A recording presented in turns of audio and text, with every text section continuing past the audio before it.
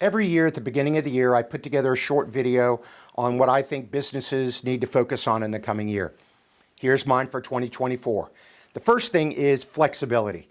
We now live in a work from anywhere at any time you want to world. As long as you can make the time zones work, the world is your employer. If you're really good at what you do and you don't have to be in the building or on the factory floor, you can work for anyone, anywhere. The reverse of that, though, is if you're an employer and you're hiring brain workers, the world is your talent pool. Case in point, I've got one young lady that I work with that lives in Madrid, goes to Cuba quite often, Havana, and goes to the Canary Islands. I've got another young gentleman I work with that lives in LA, goes to Vegas a lot, comes to Miami, originally from Venezuela.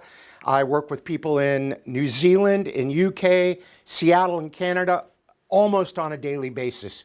I have access to the best of the best of the best in the world, and none of them live even in the state that I live in. And so that we all keep a little family feel, I want to quickly show you an excerpt of a Christmas greeting I sent to the two folks that work with me that speak Spanish. Hola chicos, espero hacerlo bien. He estado practicando mi español. Espero que estés pasando una Navidad fantástica y estoy muy entusiasmado con las cosas divertidas que haremos juntos en 2024. Disfruta el resto de tus vacaciones. Pretty cool, huh? Except for one thing. I don't speak Spanish. That's a deep fake that I got from a free app and put together in 15 minutes. Number 2 on my list, AI. This is amazing. AI didn't make my list last year. It didn't really exist. It was just, coming out into the public. Now, it's everywhere. And it's impacting pretty much every business and every person at different levels. For me, game changer. Totally impacted the way I do my work. What it used to take me a week or 10 days to research, I can now do in an hour. So I want to strongly urge you to keep an eye on this and to look at positive impacts, how it can help you in your business, and also be wary of ways it might negatively impact your business. I did a TED Talk on the 3 quotients that I believe people need to be focused on to be a successful leader in the future. IQ, EQ, AQ. IQ is not the number, competence. You're going to have to get better and better and better at what you do constantly. I'll hit this again in a second on AQ.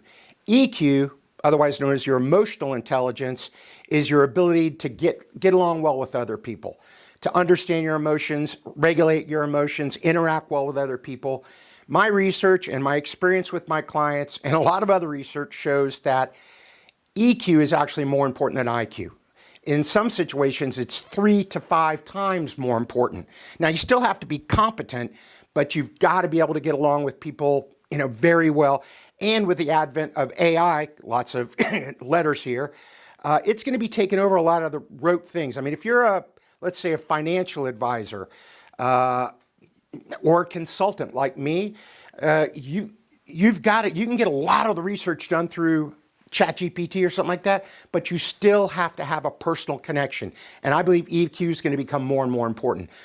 The final one, which I believe now is the most important, AQ, is your adaptability quotient.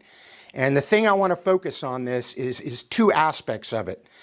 Number 1 is an insatiable curiosity, going back to IQ, constantly wanting to learn more stuff, bring in new ideas. But this is the cool part of AQ.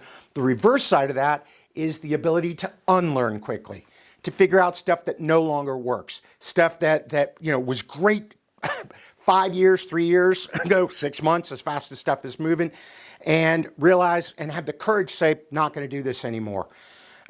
Which leads to the second part of AQ, which I think is really cool, is you have to have flexible behavior, adaptable behavior. When you learn all this new stuff, you've got to bring it in and start to apply it quickly. When you unlearn things, you have to quickly say goodbye to them and stop doing them. I want to talk about another aspect of leadership here that I'm going to be massively focused on in 2024 and going forward, and that's the L word. A lot of business people are uncomfortable saying the word love as it relates to their organization, their business.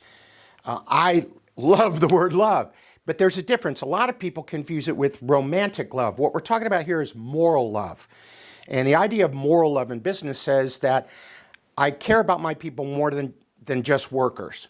I want to be, and it doesn't mean I have to be able to be everybody's best friend or be their therapist, but I want to be involved in their life at some level.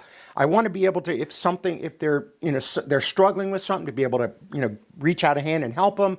I want to be able to do special things for them, like, get a special birthday present, small, that's very meaningful, or showing up to cheer, one of the people on my team on if they decide to go run a marathon. Another aspect of moral love is being a leader of complete integrity, 100% ethical, living by values and demonstrating those values and setting an example for the people you lead.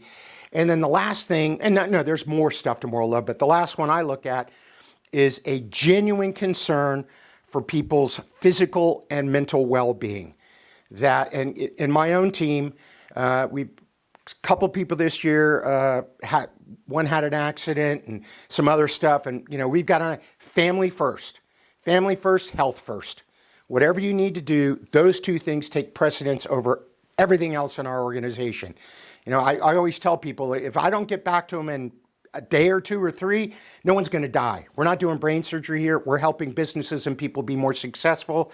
That's really important, but it's not anywhere as important as your health or your family. So those are my thoughts for 2024. You still have to be really close to your customer, got to have a good strategy, got to keep your top talent, all the things that I've said year after year, those are still relevant.